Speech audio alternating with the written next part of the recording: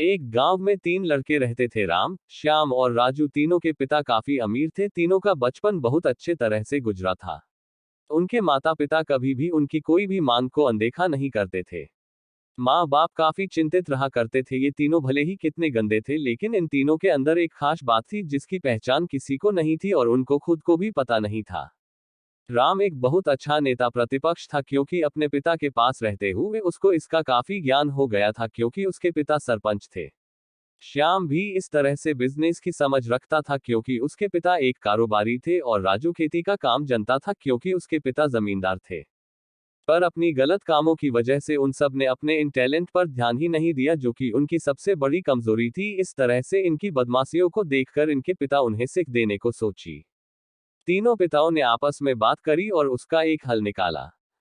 तीनों पिताओं ने अपना अपना काम अपने अपने बेटों को सौंप दिए, जिससे उनको समय की कदर का पता लग सके। तीनों के पिता ने एक वसीयत बनाई, जिसमें ये लिखा था कि 1 वर्ष के अंदर इन तीनों को 10 लाख रुपए कमा कर देने होंगे, जो बिना किसी गलत काम करके कमाए गए हो, और तीनों को अलग अलग स्थान पर रहना था। इन तीनों को 5-5 लाख रुपए भी दिए गए, ताकि उनको अपना काम स्टार्ट करने में दिक्कत ना हो। पहले तो सब खुश हो गए कि हम आजाद हो गए, हमको पैसे मिल गए, और ऐसा सोच करके इन्होंने फिर से काफी समय मौज मस्ती करने में लगा दिया। इस तरह से 6 महीने बीत गए और इनका काफी सारा नुकसान भी हुआ। फिर एक दिन अचानक उनको एहसास हुआ कि अगर हम शर्त हार गए तो हम अपनी अपनी जायदाद खो बैठेंगे। धीरे धीरे उनकी चिंता बढ़ने लगी।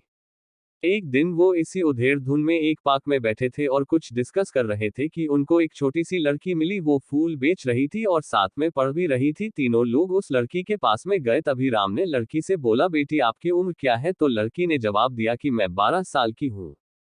अंकल, इतना सुनते ही राम ने आचार्य से पूछा कि आप इतने छोटे होकर के खेल नहीं रहे हो? इस पर लड़की ने जवाब दिया कि मेरे पापा अब इस दुनिया में नहीं है और माता बीमार रहती है, इसलिए मैं ये काम करती हूँ। ये सुनकर राम ने अपना पर्स निकाला। उसके पास जो भी पैसे बचे थे वो उस लड़की को देने लगा। उसके बाद लड़की ने बोला, अंकल आप भी फूल ले लो, मुझे बहुत खुशी होगी, क्योंकि मैं अगर आपसे फ्री में पैसे ले लूंगी तो फिर मेरा पढ़ाई में मन नहीं लगेगा, मैं काम चोर बन जाऊंगी, क्योंकि यही समय है जिस समय मैं अपना भविष्य लिख सकती हूँ। राम ने उस लड़की से सारे फूल ले लिए और तीनों घर लौट आए। उस फूल वाली लड़की का उन तीनों लड़कों पर बहुत गहरा प्रभाव पड़ा। रात भर उन तीनों ने उस बच्ची के बारे में सोचते रहे और उन्हें एहसास हुआ कि वो तीनों कितने गलत थे। तीनों ही दोस्तों को एहसास हुआ कि आज भी उनके पास 6 महीने का समय है अपने पिता के दिए गए काम को पूरा करने का और भविष्य बनाने का।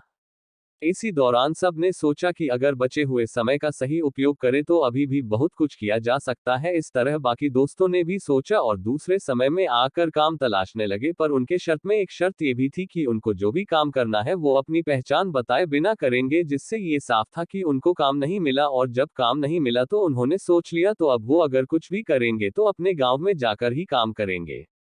भले ही उनके पिता कुछ भी सोचे, लेकिन फिर भी अपने गांव में जाएंगे और अपने गांव में कुछ नए काम करेंगे, भले ही उनको अपने पिता के वसीयत ना मिले। तीनों लड़के अपने गांव में फिर से आए और अपने अपने पिताओं से जाकर के मिले और उन्होंने अपने अनुभव के बारे में बताया और बोला कि वो आगे से ऐसी गलती नहीं करेंगे और वो उन्हें माफ कर दे। लेकिन पिता तो शर्त पे ही अड़े थे। लड़कों को कोई दया नहीं मिली। तीनों को फिर से दुख हुआ कि तीनों को अपनी गलती की एहसास होने के बाद भी उनके पिता उनका सपोर्ट नहीं कर रहे हैं, और फिर से वो रात भर सोचते रहे कि अब क्या किया जाए। तीनों ने मिलकर एक स्कीम निकाली। राम अपने मित्रों के साथ में मिलकर लोगों की प्रॉब्लम को सुलझाने लगा, जिससे उसको गांव की समस्याओं का ज्ञान हुआ। इसी तरह श्याम भी गांव के विकास के लिए नए नए तरीके सीख गया और राजू को किसानों और बीजों का ज्ञान हो जाने से उसको काफी फायदा हुआ।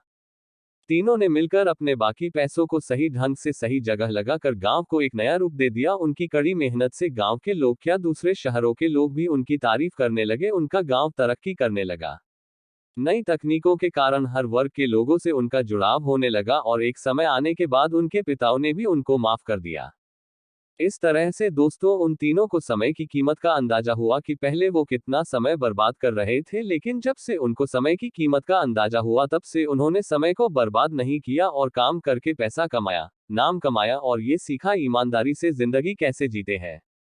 दोस्तों, कुल मिलाकर कहने का मतलब यही है कि आप सभी समय को बर्बाद ना करें। अगर ये समय आपके हाथ से निकल गया तो कुछ नहीं कर सकते हैं, और हाँ, समय के पास इतना समय नहीं है कि वो आपको दोबारा समय दे। समय बर्बाद करने का हजारों तरीका है, लेकिन आप ऐसा कोई तरीका चुनिए जो आपकी जिंदगी बदल दे, इस समाज की जिंदगी बदल दे, इस देश का भविष्य बदल दे।